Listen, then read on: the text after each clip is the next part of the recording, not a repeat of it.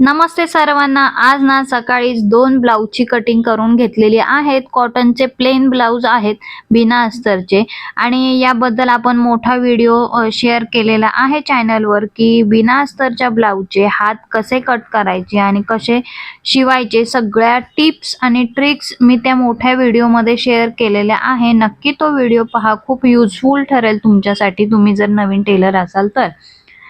दुपारी छान अनन्याने कांदा, टोमॅटो, मिरची, कोथिंबीर बारीक बारीक कट करून ठेवलेला आहे, कारण माझी पण मशीनची गडबड चाललेली आहे कपडे शिवण्याची.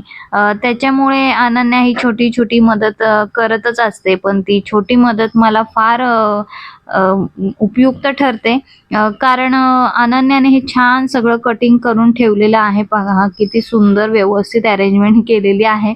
त्यामुळे माझी भाजी तर छान 5 मिनिटात बनवून तयार आहे. आणि दुपारी छान भाजी बनवल्यानंतर आम्ही तिघींनीही जेवायला घेतलं आणि आपलं रेग्युलरचंच रुटीन चालूच आहे.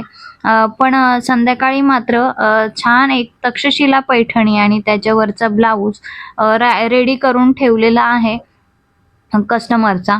आणि कामाची गडबड असली की खरं तर छोट्या छोट्या हातांची मदत पण फार मोठी ठरते. छान एक ब्लाऊज आणि एक साडी संध्याकाळी तयार करून दिली.